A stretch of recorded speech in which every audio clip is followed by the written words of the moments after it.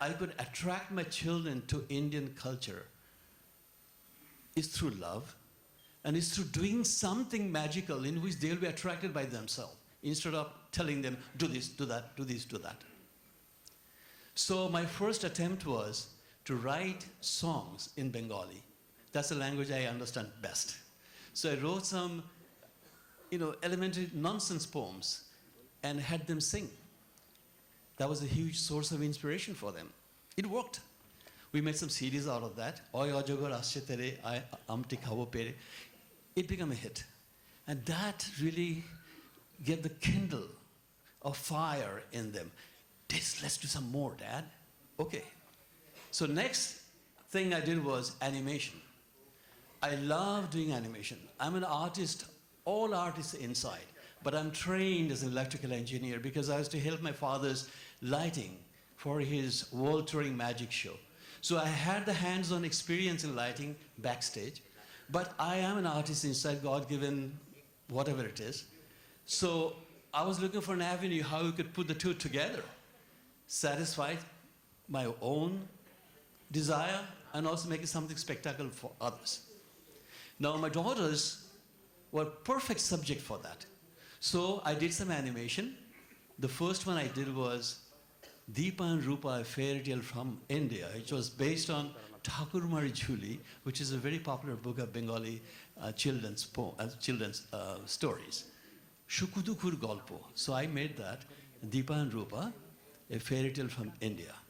My older daughter, Pia, was the main actress in that. Now what makes that unique is, it was a combination of live action with animation. And it was recorded as the first Indian animation to mix with live action. And it got the gold plaque at Chicago International Film Festival. So, can you imagine how much of great inspiration that was? And that led to many other animations in which I got my other daughter involved, and it just continued. Now, what makes a story is this. The American television companies, they loved it because the story was done in English. And here the actors are Indians based on a story from India. The schools loved it. The school said, this is the most resourceful animation for our multicultural library. Would love to have it. Then PBS, which is Public Broadcasting Services, television, it's the educational television of USA. They said, would like to show this. I said, great. God's blessings.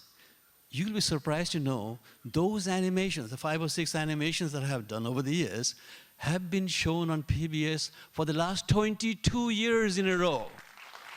Our animation based on stories from India. And the kids over there, American kids, love it. So that was an eye-opener for me. What I found out, that the parents of these children, they also want to learn about India, Indian's culture. All this time in the past, only thing they have learned is a very poor country and the tigers roaming all over. And you know how it is, the snake charmer is all over, and that's the kind of profession people have. That needed to be erased. Yeah, indeed we have poor people, but we've got a lot of good things too. Now, that's where Swami Vivekananda came. Swami Vivekananda, like many of you, has been a huge source of inspiration in my life. And I inherited that from my father, the legendary magician, the world's greatest magician. He was in love with Swami Vivekananda. It was for him also a huge source of inspiration. So he sort of flowed in the family. Now, I decided someday, if I can ever do special, unique animation in which probably I'll be using laser as a medium, the very first one is going to be on Swami Vivekananda. I just have to do it. So in 2006, I took my wife to Chicago, and I made sure that I was going to visit the Art Institute, the building in which he had given his famous speech and hypnotized the whole world.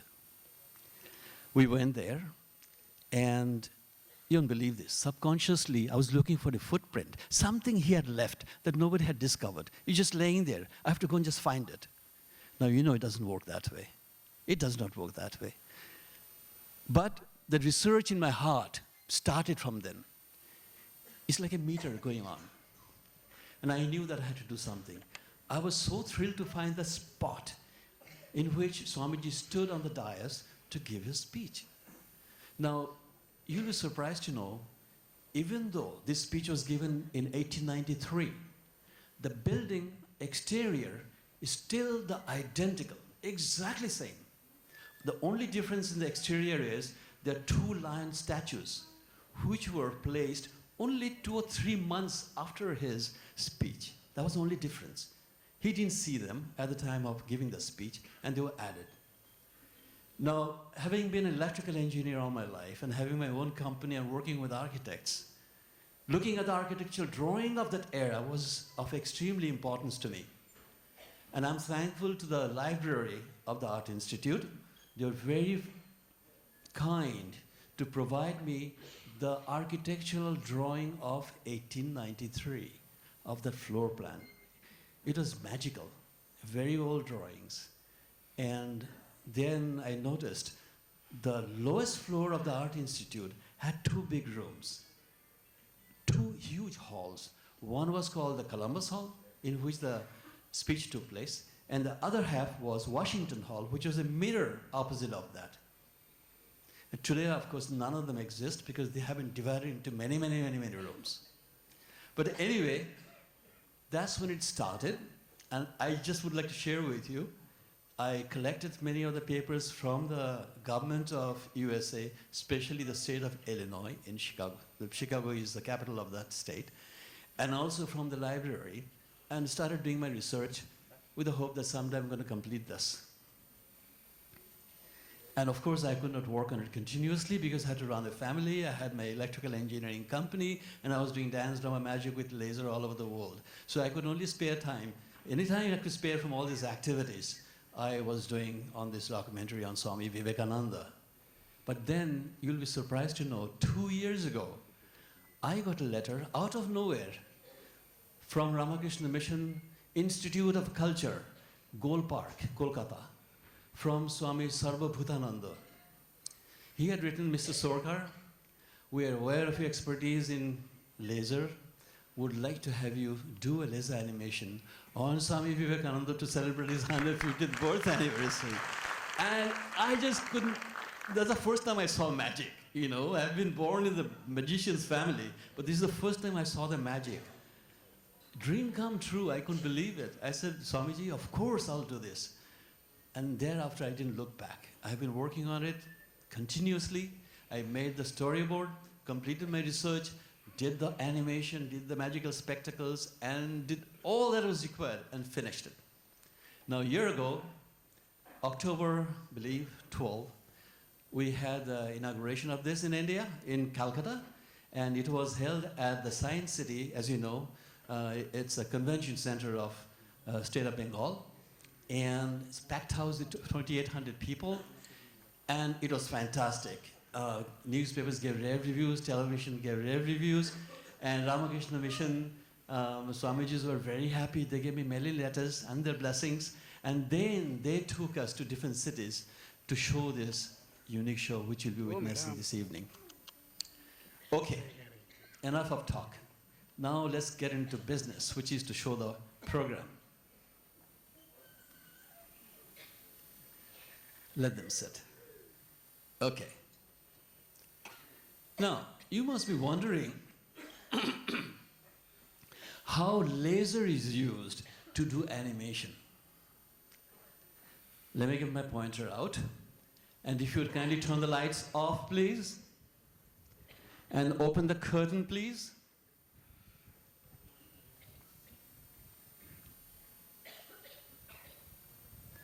Okay.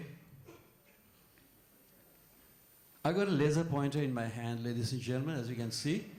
I'm just giving the basics how animation is done with laser.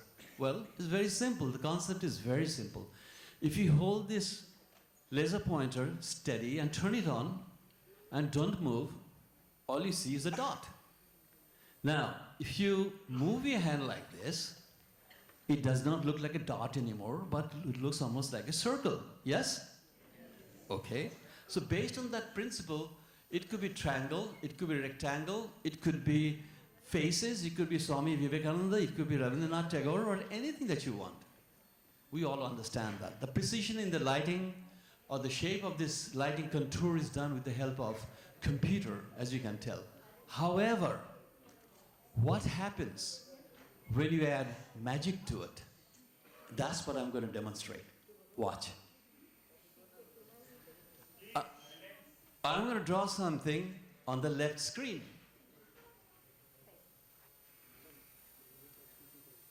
Now I'm going to draw something on the right side of the screen. No photography, please. No photography, please. You're disturbing me. And now I'm going to draw something in the middle screen.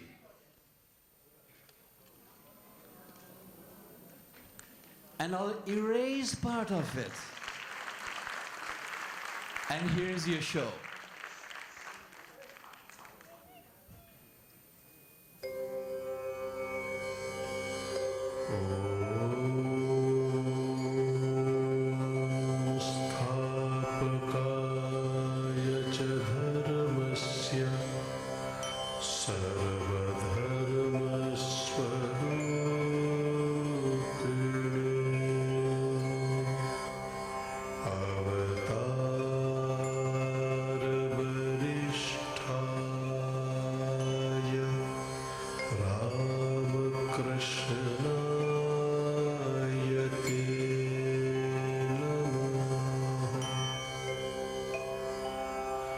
Jananim Saradam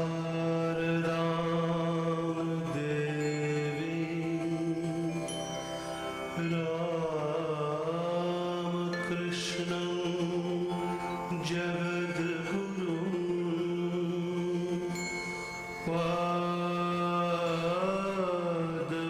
Padpadme Tayo Shritva Pranamami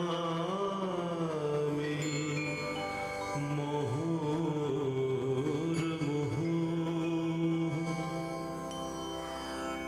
Om Namah Shri Yatirajaya Vivekananda